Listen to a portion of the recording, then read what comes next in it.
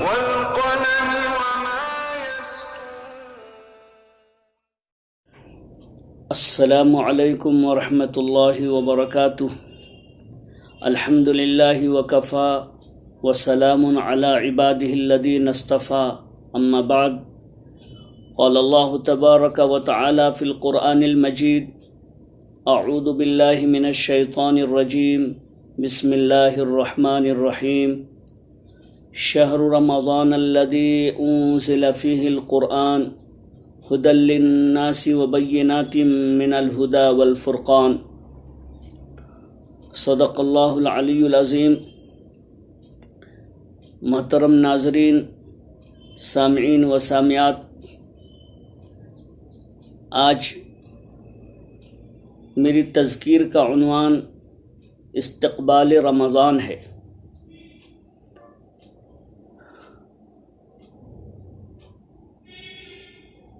ہم آپ شعبان المعظم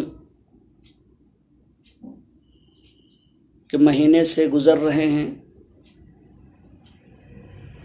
آنے والا مہینہ رمضان المبارک کا مہینہ ہے. رمضان المبارک کے مہینے کو ماہ صیام بھی کہا جاتا ہے، ماہ قرآن بھی کہا جاتا ہے. رمضان کے مبارک کے مہینے کو شہر المواسات کہا گیا ہے، شہر الصبر کہا گیا. یہ غمخواری کا مہینہ ہے، یہ صبر کا مہینہ ہے.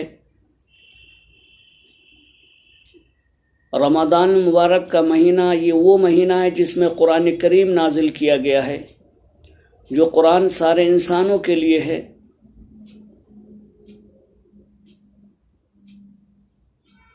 تو رمضان مبارک کے مہینے کا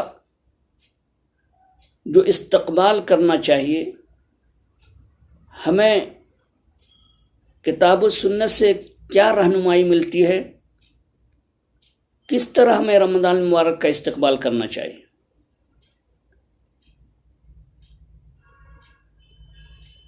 رمضان مبارک کے مہینے کی آمد ہے،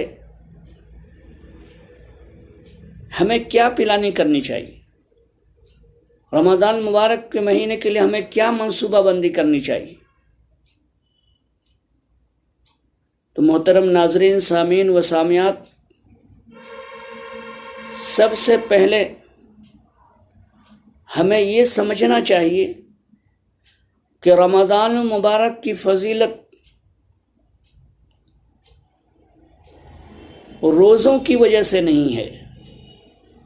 رمضان المبارک کی فضیلت تراویح کی وجہ سے نہیں ہے. رمضان المبارک کی فضیلت ذکر و اذکار، اس مہینے میں تلاوت کلام پاک کا اہتمام، اس مہینے میں صدقات و خیرات کا اہتمام جو ہم کرتے ہیں، ان اعمال خیر کی وجہ سے فضیلت رمضان المبارک کی نہیں ہے، بلکہ رمضان المبارک کی فضیلت اس لیے ہے کہ رمضان المبارک میں قرآن کریم نازل کیا گیا ہے.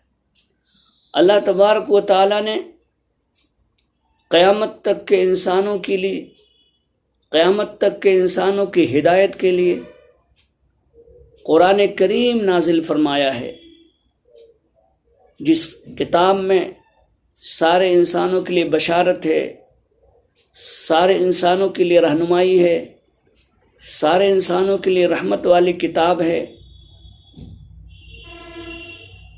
چونکہ رمضان المبارک میں قرآن کریم کا نزول ہوا ہے، سورہ بقرہ کی آیت کریمہ شہر رمضان الذی انزل فیہ القرآن، یہ آیت کریمہ بتلا رہی ہے، اعلان کر رہی ہے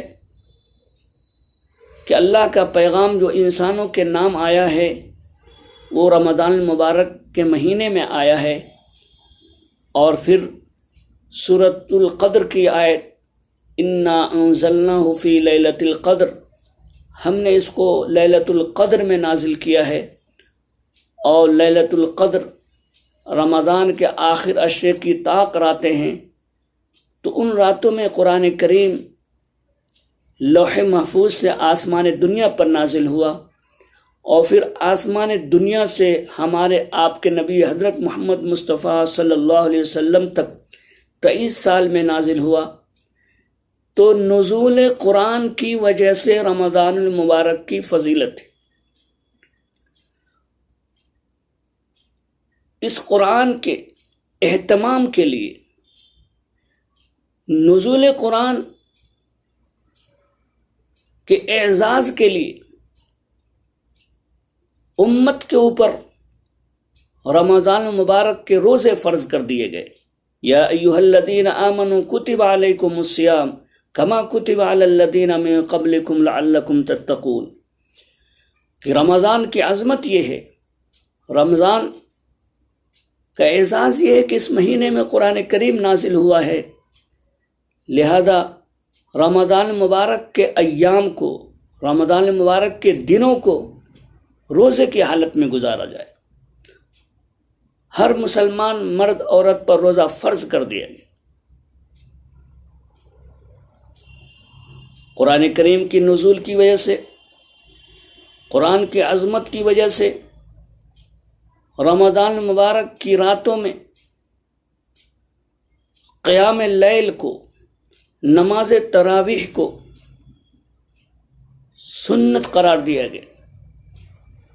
یہ رمضان کی عظمت کے پیش نظر، رمضان کی فضیلت چونکہ قرآن کریم کے نزول کی وجہ سے ہے، تو قرآن کریم کی عظمت کے پیش نظر دن میں روزہ رکھنے کا حکم دیا گیا، اور رات میں قیام لیل، نماز تراویح کا حکم دیا گیا، تاکہ قرآن کی عظمت ہمارے ذہنوں میں، قرآن کی عظمت ہمارے دلوں میں جاگوزی ہو جائے۔ تو رمضان المبارک کا استقبال یہ ہے کہ ہم پہلے سمجھیں کہ رمضان کی فضیلت کیوں ہے۔ انشاءاللہ استقبال رمضان کے عنوان سے آ کر آپ کے سامنے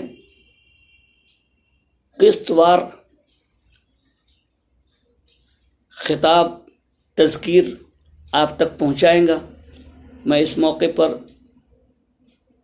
عزیزی چینل کے ذمہ داروں کا مشکور ہوں، انہوں نے ہمیں استقبال رمضان کے عنوان سے کہنے کا موقع دیا۔ ناظرین سے، سامعین سے، سامعات سے خواہش ہے اس پیغام کو دوسروں تک پہنچائیں۔ جزاکم